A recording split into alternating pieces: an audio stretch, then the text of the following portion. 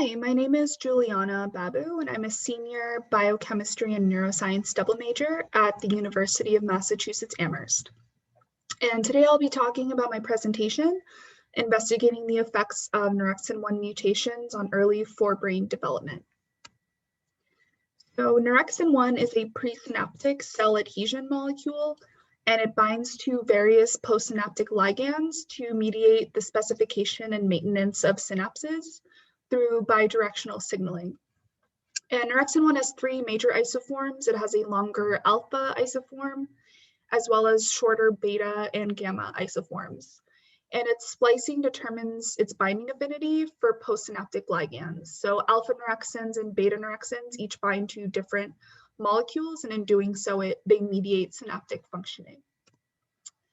And Nerexin-1 mutations are associated with multiple neurodevelopmental and neuropsychiatric disorders like schizophrenia, autism, intellectual disability, among others.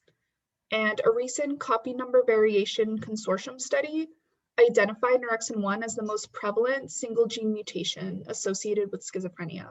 So it is a very important gene of interest in studying these disorders. And while the synaptic role of Nerexin-1 has been heavily studied, its role in early brain development in a human context is lacking. However, there are some studies that do implicate it in early forebrain development. For example, a paper by Jenkins et al. Published in 2016 found that Nerexin-1 mRNA levels are highly expressed during fetal cortical development. As you can see from this graph, from that paper, Nerexin-1 mRNA levels increase over gestational age until they finally peak at 39 weeks or right before birth, which means that it might play a possible role in forebrain development. And a paper by Zhang et al. Published in 2013 found that knocking down Nerexin-1 mRNA in neural stem cells led to changes in the expression of neuronal differentiation and transcription factor pathways. And similarly, a paper by Lam et al. Published in 2019 utilized an induced pluripotent stem cell model of a biallelic Nerexin-1 alpha deletion, meaning both copies of Nerexin-1 alpha were deleted, and they revealed impaired neuronal maturation and a skewed fate choice of neural progenitor cells. And so all of this data implicates Nerexin-1 in early forebrain development or points to it having a possible role. And so the question that we're posing is, what is Nerexin-1's function in early brain development, if it does have one? And to do this, we will be utilizing these structures called organoids. So we're starting off with an embryonic stem cell line that will have a conditional heterozygous knockout of Nerexin-1. So here we have our stem cells, and by infecting them with a flip recombinase, which is a virus, we get wild type Nerexin-1 expression, but a Cre recombinase leads to a heterozygous conditional knockout of Nerexin-1, and heterozygous means that one copy of Nerexin-1 is knocked out. And from there, we'll be culturing these stem cells into these structures called organoids, which mimic forebrain development.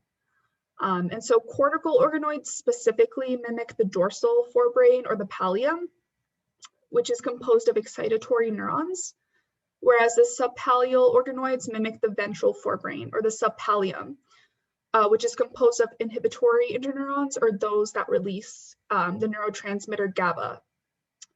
And this figure here shows the development of these organoids. So we start off with these embryonic stem cells, and then we spin them down into these specialized wells where they form these spherical shapes. And from there, we can grow them in dishes, and we can grow them over a long period of time, and then we can assay them at different time points.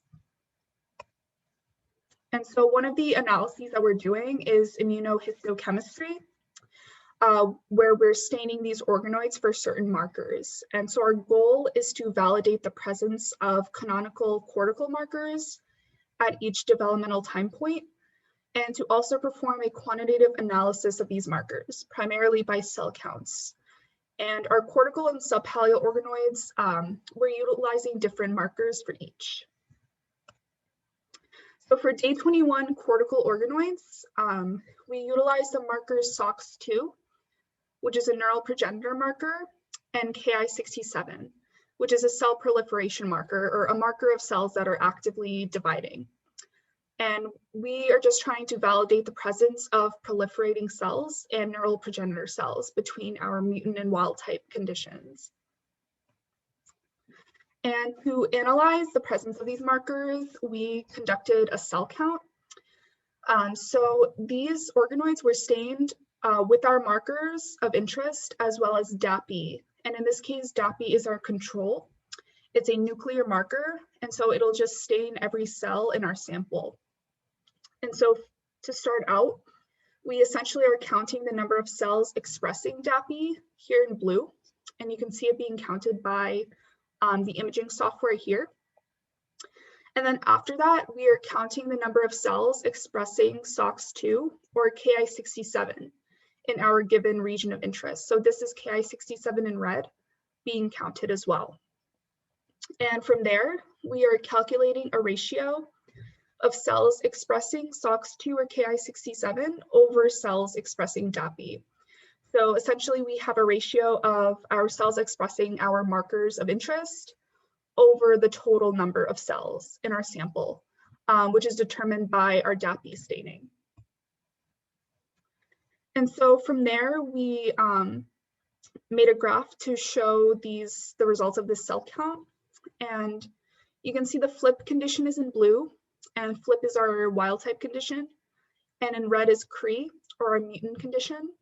And we found no significant difference in Ki67 or SOX2 levels, meaning that the mutant lines did not exhibit a significant difference in the presence of neural progenitor cells as determined by SOX2, or levels of actively proliferating cells as we determined by Ki67.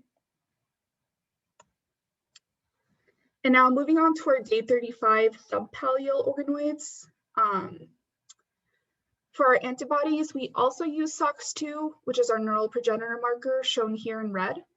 And we also looked at NKX 2.1, which is specific to the subpallial. So it's a transcription factor for cells arising from the medial ganglionic eminence, which is one of the proliferative zones of the subpallium. And NKX 2.1 is important for specifying interneuron fate. So the fate of these neurons that are developing in this area, as well as for their migration out of the ventral forebrain. And we performed our cell counts similarly to day 21. So we had DAPI as our control, and we calculated ratios of SOX2 over DAPI and NKX 2.1 over DAPI. And we also have a graph for those cell counts. So for our day 35 subpallial organoids, we also did not find a significant difference in progenitor states as determined by SOX2, or the presence of NKX 2.1 in our mutant and wild type conditions. So a Neurexin-1 knockout did not affect the levels of these markers either. So just to kind of wrap up the conclusions and to repeat it again, a Neurexin-1 conditional knockout did not lead to any changes in the number of neural progenitors and proliferating cells in cortical organoids. And it also did not lead to any changes in the number of neural progenitor cells or cells expressing NKX 2.1 in subpallial organoids. But for our future directions, we are going to be looking at markers at later time points to see if there are any differences later on that are not visible now, since day 21 and day 35 are very early time points. And we are also repeating these analyses in organoids cultured from patient stem cells that are carrying Neurexin-1 deletions. So the cell line that we used in this study specifically is engineered, but our next step is to look at actual patient stem cells. And that is all for my presentation. I would like to thank everyone in the PAC Lab for helping with this project and supporting me along the way. I could not have done it without any of the people pictured here. And yeah, thank you for listening to my presentation. I hope you enjoyed it and I hope you learned something. Again, my name is Juliana Babu and I'm a senior biochemistry and neuroscience double major at the University of Massachusetts Amherst. And thank you again for listening.